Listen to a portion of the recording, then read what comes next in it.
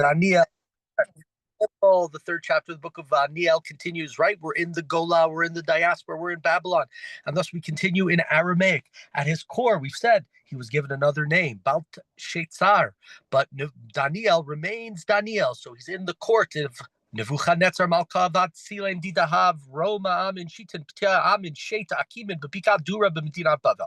King Nebuchadnezzar makes a statue of gold. It's 60 cubits high, it's 6 cubits broad, it's a huge statue. And he sets it up in the plains of Dura in the province of Babylon. I'll just read in the English. There's no, this is Aramaic. Anyway, Nebuchadnezzar sends word to all of the governors, all of the Achashtarpanya. There's some of the words we have similar in Megillat Esther, to attend the dedication of the statue that King Nebuchadnezzar had set up. So all of the governors and the counselors and the treasurers and the judges, everybody goes to the dedication that King Nebuchadnezzar had made. And they make a proclamation to tell everybody that, and it's in all languages and in all places, so it's okay, we're doing this in English. And what do they say? When you hear the sound of the horn and the pipe and the lyre and the bagpipe and all the different instruments, then you need to bow down and worship the statue of gold that King Nebuchadnezzar has set up, right? The temple, we know, had instruments, had the Levium singing, and here too, we have this. Not a surprise that it's part of the worshiping ceremony. We're in verse 6. Whoever who will not fall down and worship at once will be thrown into a fiery furnace. As soon as the people heard the horn and the pipe and the lyre and all these other things, the psaltery, like psalms, all the people, everybody fell down and worshiped the statue. And in verse 8, seizing the occasion, certain Chaldeans came forward to slander the Jews. And it's this amazing thing. The Jews, the anti-Semitism is forever. It goes all the way back. What did the Chaldeans have against us? What did we do to them? The Kasdim, and they're associated. Are they exactly the Babylonians? Are they not? Are they? It's not 100% clear. They're still Chaldeans today. Go to Detroit, to other places. And what do they say? Anu va'amrin in verse 9, Nebuchadnezzar Malka Lal Minskaya, and they go up to King Nebuchadnezzar and say, "Oh, King, live forever." And they say in verse 10, "You, King, gave an order that everyone has to bow down when the instruments made the music to fall and bow down to the golden statue. Whoever does not fall will be worshipped and thrown into a fiery furnace." And in verse 12, there's certain Jews whom you appointed to administer the province of Babylon, Shadrach, Meshach, and Abed-Nago. It is not Daniel. Daniel perhaps is in the palace. These are his friends. We call them Hananiah, Mishael, and Azariah. They didn't listen. They didn't serve your God. They didn't worship that which you set up. And Nebuchadnezzar is raging. He's furious in verse 13, and he orders that those men be brought in front of the king. And Nebuchadnezzar said to them, "Is it true that you did not serve my God or worship the statue that I have set up?" That's what he asked them. Now, if you're going to bow down to the statue that I have made, when I'm going to play the music, then all will be okay. But if you don't, you will be thrown into a fiery furnace, and we'll see, is there a God that is greater than my God, greater than me, who will save you from my strength and my power? And these three men, what do they say back? We'll call them again by their names, Hananiah, Mishael, and Azariah. What do they say to King Nebuchadnezzar? "We have no need to answer you in this manner." I'll read verse 17 in the Aramaic. Hein itai elahana di anachnu palchin yachal l'sheza futana minatunura yakid dita umin yadach malka yisheziv. Because our God, who we serve, will save us from the fiery furnace and will save us from your power. And they continue, "Ve'hein lo yedia lahavalach malka di leilohach lo itana palchin v'latzelam dahaba diakamta lo nis good."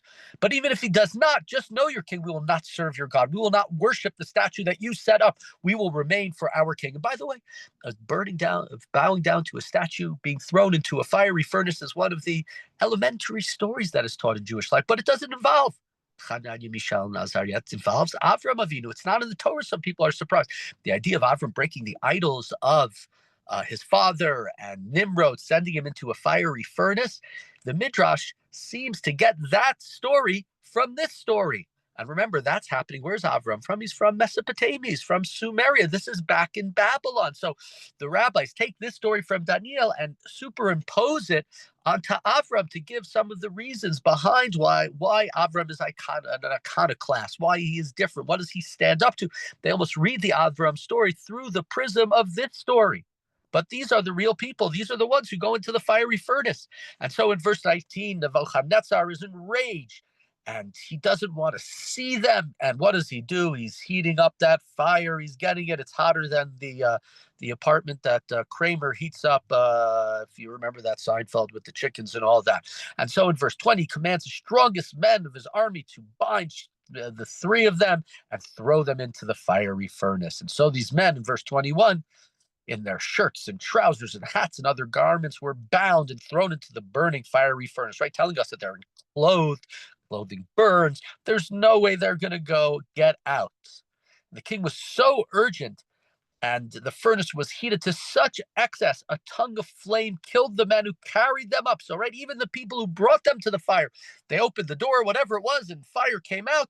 And let's say they're holding the Hananya behind them. The fire comes out and it burns up some of his men. That's the way it is. Casualties. They're following the king's orders.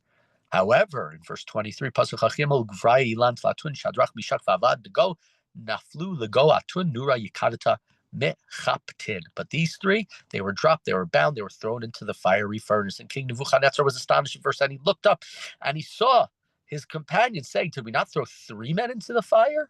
And they said, "Yes, king." And yes, but I see 4 men walking around unbound and unharmed in the fire, and the 4th looks like a divine being.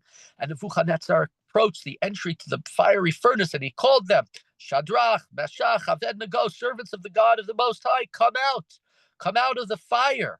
And so the governors and all the different people, they were looking all around, and the fire had no effect. The hair on their heads were not singed. They looked no different. No fire had clung to them. And Nebuchadnezzar, what does he do? Again, much like in the earlier chapter, in the first chapter, when Daniel is able to show him his strength, and Daniel is able to, the second chapter, to interpret his dreams. What does he do? He goes and he praises God. That's what he does in 28. And he gives an order that anybody who blasphemes the God of these people, would be the God of Israel, will be torn to limb, their house confiscated. This is not an empire of passivity and passiveness. This is all extreme things that are happening one day until the next. Fires and throwing people into fiery furnaces, and then right, that's what's going to happen. And it says in verse 30, Ba'adin Malka Hatzlach l'Shadrach Meshach v'Abednego b'midat Bavel. And thereupon the king promoted Shadrach, Meshach, and Abednego in the province of Babylon. They were already important people in the province of Babylon, because when Daniel became an important person, he made sure that they would have important roles. But here they got even more important roles. And there are a number of lessons, obviously, in this chapter. 1, civil disobedience for a higher moral law. We don't believe in your statue. We're not going to bow down for your statue. Our conscience is telling us not to.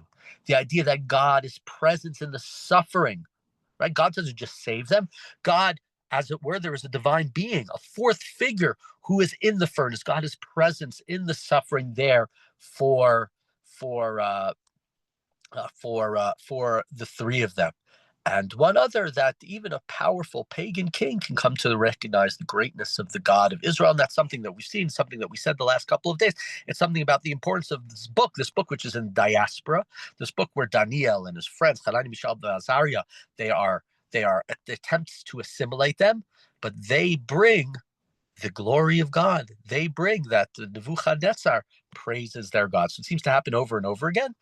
But that is one of the great lessons of this book from these 3 men in this very famous chapter. And we have another couple of famous, very, very well-known stories that we will see in this chapter, in this book, The Writing on the Wall, Daniel in the Lion's Den. It's a book of some of the more well-known biblical stories in our history, especially for ones that are not in the Torah.